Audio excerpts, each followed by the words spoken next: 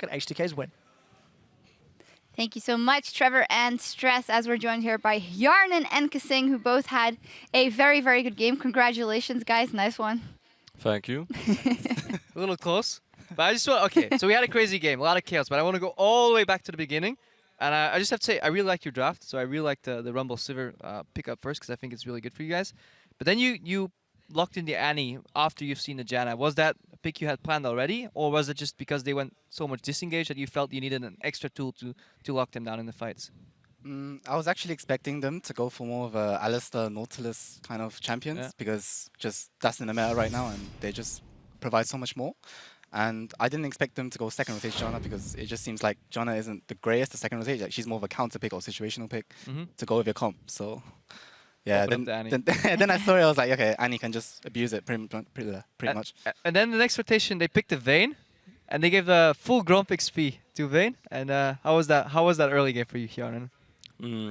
It was fine if we wouldn't we were a bit late to lane as well. We took the small golem, but we want to take the full, but then we will miss 3 melee creeps, so we didn't do that. And then we gone to lane and we were like, oh, they didn't take anything. And then I see him, oh, level 2.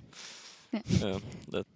That's a bit hard now. And then we just called Lulex to get the early gank in, so we can get that pressure off us. And we got a free kill, and then they think they ganked Udo bot. Yeah, they kept ganking all the while in the meanwhile. Yeah, so it was still a fine trade, but I think we still played the early game pretty bad. Yeah, to illustrate, maybe in your 3 wins before this, you averaged 4.5k gold lead at 20 minutes. In this one, you were 1.6k behind at 20 minutes. How much did you feel that translated into the game, knowing that you had to play catch-up, Kasing? Well, early game was just, I got caught for no reason, like 2 times. And then, I don't know, my mind was a bit not that great because I was just a bit tilted. But after that, we just picked up the pace and we started to use our comp properly, efficiently with TF and Annie just engaging anytime we want whilst Vayne split push. And then after it was just like, we just kept doing it and then we tried to play around like objectives because they got all the dragons and it was like we were getting pressured.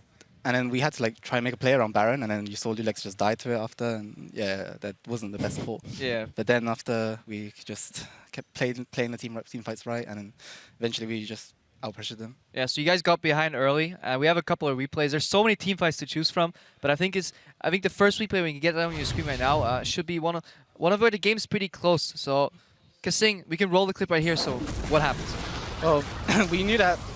Sorry, next time I just got in another lane, so and you could just like, well, I could just stun the Vayne, and then I could get free pick on her, and then we could just get mid tower after. But then, yeah. You don't remember it? Yeah, you flashed it. Sorry, there was many fights. What was impressive to me mostly, and just a follow-up question I want to ask you guys here is, you seem to be very in sync with Ryu. You know, every time you flash Tibbers, it seems that he had his Destiny prompted and ready, and at the same time, Yarn, you were not afraid to go deep into these fights. Like you didn't die a single time, I think, in this entire game, but you were always up in front of the fight with Sivir. Is that just because you feel comfortable on the champion, or were you just feeling fantastic this game, or what happened? I don't know, I just felt I had to do something. Usually Udo steps up and carry the game, but yeah, this time I had to do something extra, so I just did it. Oh, it worked out. You just did it. We're actually going to pull another replay on the screen. We're showing where you're definitely doing it and just very much stepping up in this fight. Who I believe was the fight which SK was gonna get the 5th dragon, but they don't end up getting it. We can roll the clip on Hjarn and you can talk us through this one. Okay, so we know that we wanna go for Fox here. I think we're calling it right now with the Ryu, but I see Kendepen out of position, so I just changed focus here right now and I can get a lucky crit on him, so Skill? I can just finish, yeah, skill.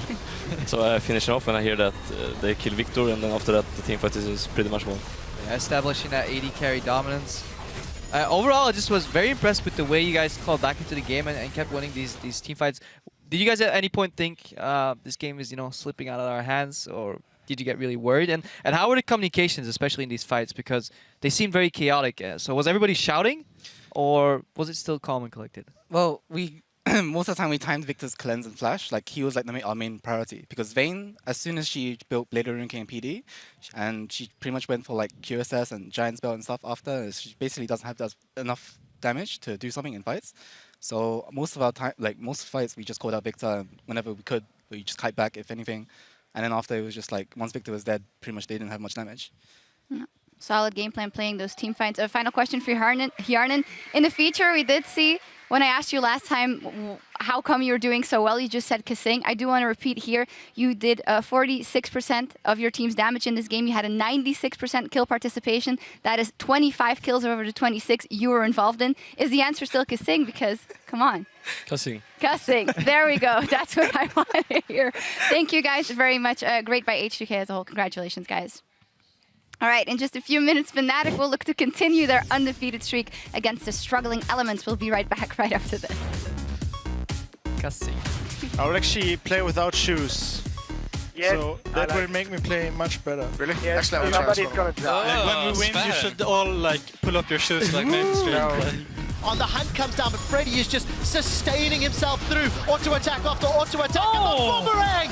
Can we watch our vein if I stun her? Yeah, I think we can. I think we can. She's slow, she's Mundo, slow, she's Mundo, slow, Mundo, she's Mundo, slow. Mundo. We should go for vein, we should go for vein. I'm out of the I fight. stun vein, I stun vein, I stun vein, I stun vein, I stun vein, I stun vein. Nice. Mundo, Mundo, Mundo, Mundo, Mundo. Rek'Sai, Rek'Sai, Rek'Sai, Rek'Sai, Rek'Sai. Look at that! Everybody from SK is grouped together, and H2K say, yes, please, we'll have a big piece. They're trying to come in from two sides. Sven Skiren wants to try He got it! and he gets it! Sven Skiren with the hero play! Panda is down. We see Fox following. SK were late to the party. They were greedy for the dragon. They secured themselves the win against SK, and that was by no means an easy task.